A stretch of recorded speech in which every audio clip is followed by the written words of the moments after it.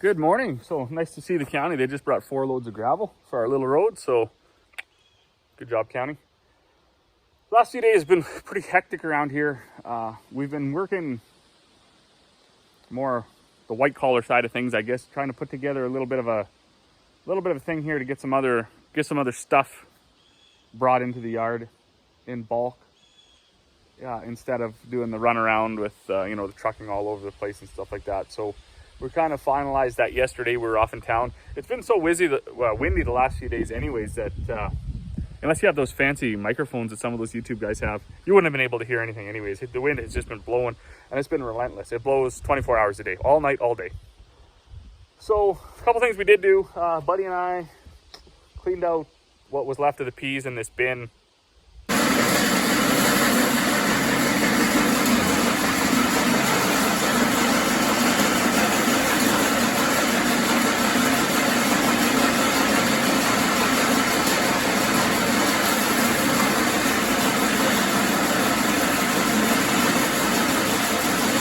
We bagged all that up. We bagged about 150 bags of chicken feed. That's in prep for fall because we won't be able to do that. It won't be as easy to do that during the fall. We were grinding away making feed. I was over at the neighbors. I got another load of oats. I'm going to roll that today. That's what I'm going to set up for right now. So when lots of people are ordering just straight rolled oats, and instead of putting them through the mill and having that tractor running all day too, I just set this electric auger up under the roller mill and auger it out of my truck into the roller and then out of the roller into another truck. So the only thing that has to be running is that little 430 case. And that thing can run all day on a tank of fuel. So that's what I'm going to set up right now. Also today we got to move.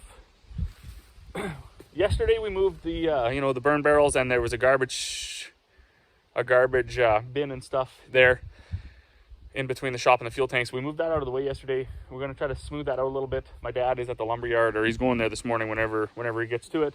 Going to get some lumber ordered up. So hopefully if they have everything, we'll go over there today with the grain truck and get it too. We're going to build a big, essentially a wood floor there to put some stuff on. And hopefully that happens today because the stuff we ordered is coming tomorrow. The animals were in that electric fence. Once Corey and the kids get done in the house what they're doing, they're going to come out. We're going to move that. I'm not sure where we're going to put it yet. We might put it right here where it was before, or we might put it on the other side of the shop because there's lots of grass there too. Also up in the pen, we got to move the pigs out of where they are, put them back into their barn area. And then there's 2 steers up there that are very small statured steers. And they're fence climbers, so it doesn't matter. Within 20 minutes of letting them out, they are through the fence and on the highway or in the field or wherever they shouldn't be. So we're going to set up the electric fence in an area so they can get out into that area and eat all the grass, and hopefully they'll get some respect for the fence. That's probably going to be the whole day. If I get past any of that, I got to get our grain back out of the shop. Dad changed the oil in that tractor yesterday.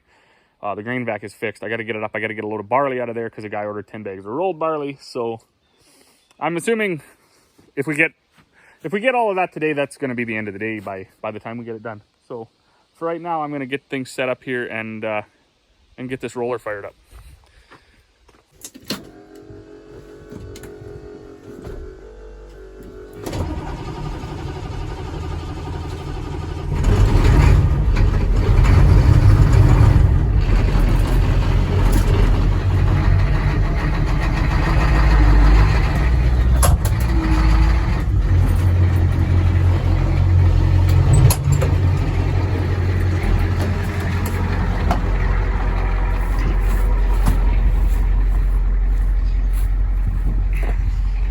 That truck that got a glow plug overhaul last winter, that's a cold-blooded beast. Even plus 20, it needs glow plugs. This old tandem, however, gas job, it's amazing. This thing never has a problem. If there's any juice at all in the battery, it starts.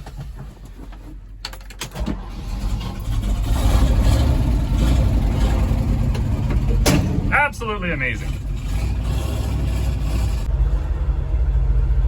So I'm in here. Another thing, so we don't run, we don't have hired hands, and we don't So because of that, a lot of the stuff we're doing, spring seeding and stuff like that, you kind of end up doing it on your own. So Corey will run to town, she'll get the fertilizer, she'll bring the trucks, she'll get the seed. My dad's usually doing the tillage, and I'm seeding. So when I go to fill the drill, usually you're by yourself. And you know, one way to eliminate the need for extra people is to utilize technology. So we bought these cab cams and we put them in all our grain trucks. So when you're backing up to stuff, you don't have to risk running into everything, because you really only need to run into one or two things and bend them and wreck them before you can justify either hiring someone to help you or buy a $300 camera. And before anybody, you know, gets on the bill, we'll just get out and look. Okay, yeah, that's absolutely, you're right. We can get out and look. The problem with people like me who can't judge distance, and oftentimes in ag you're under the gun anyway, so you're frustrated and hurrying. You can get out and look and get out and look and get out and look. You get out and look 5 or 6 times, and on the 7th or 8th time you still back into whatever you're backing up to. Like this, because you got out and look, it doesn't instantly make it that you're not going to hit it. It means that you got out and you look and you're like, oh yeah, I'm still 5 feet away. So then you get in, you back up another 2 feet, and you get out and look, okay, now I'm 3 feet away.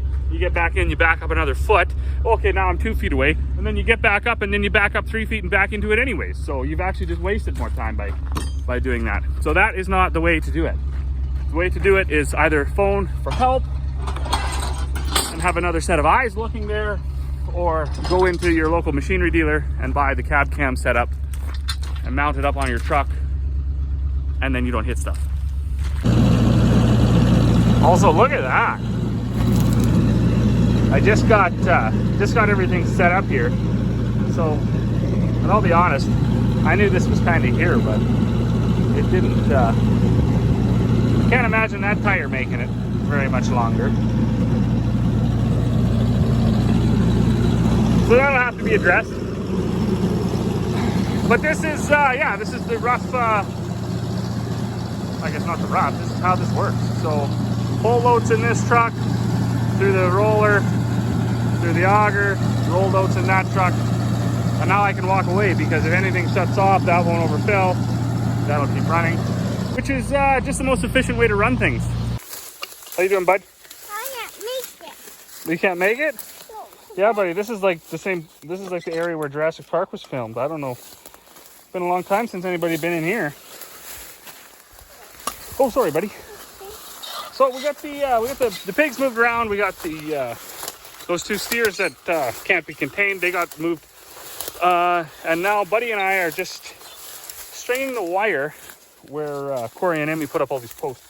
So this area used to be fenced many moons ago, and the old bachelors that lived here, they did have their cattle in here, but that was many years ago, and as you can see, she's fairly overgrown. So it is tough navigating, and she is rough bush. But once we get the animals moved here, the horses and those 4 steers, I guess, they'll have more than enough here to sustain them for basically the rest of the summer and into the fall. But this is very difficult to string this wire out with one hand. So I'll get back to it and pop in at a later date once we get them moved over here.